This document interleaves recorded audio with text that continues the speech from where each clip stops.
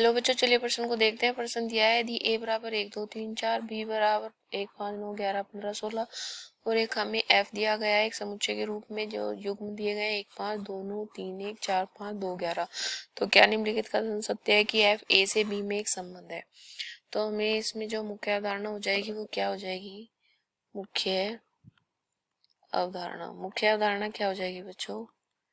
कि हमें एक समुच्चय दिया गया है, दिए गए समुच्चय को सत्यापित करना कि यह एक संबंध है। ठीक है, संबंध है या नहीं हमें ये बताना है। अब बच्चों बात आती है कि संबंध होता क्या है। संबंध होता क्या है?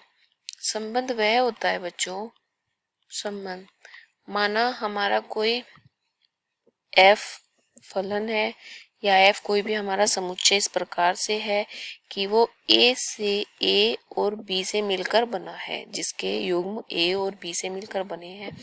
और कैसे बने हैं कि a b कुछ ऐसा है कि a संबंधित है a से और b संबंधित है b से। तो ये क्या हो जाएगा बच्चों? ये हमारा फलन हो जाएगा। जो भी हमारा समुच्चय दिया गया है, पहले समुच्चय को देख लेते हैं। जैसे 1 5 2 9 3 1 4 5 और 2 11, ये हमारा समुच्चय दिया गया है। तो इसमें पहला पद जो है वो a से होना चाहिए और जो दूसरा पद है वो हमारा b से होना चाहिए।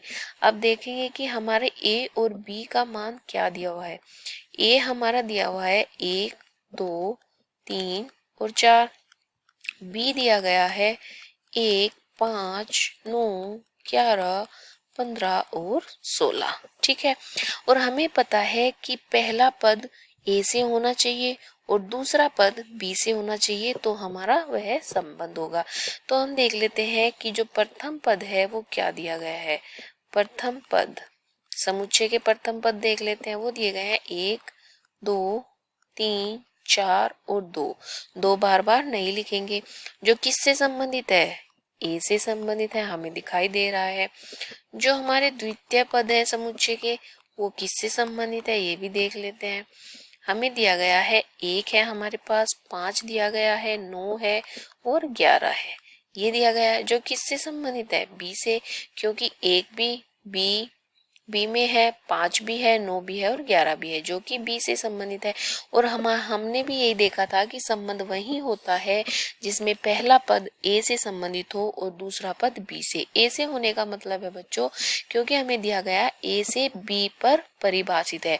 अगर हमें दिया होता बी से ए पर, तो हमारा पहला पद बी से होता, दूसरा पद ए से होता, तब तो हमारा ये हो जाता। अब हमें दिया है ए से बी पर, यानी पहला पद ए से होना चाहिए और दूसरा पद बी से। तो हम यहाँ पर कहेंगे कि दिया गया समुच्चय क्या है? दिया गया समुच्चय संबंध है। दिया गया समुच्चय संबंध है। और हमें बच्चों यही बताना था कि दिया गया समुच्चय संबंध है या नहीं है। आशा करती हूँ कि आपको बहुत अच्छे से समझ आया होगा। धन्यवाद।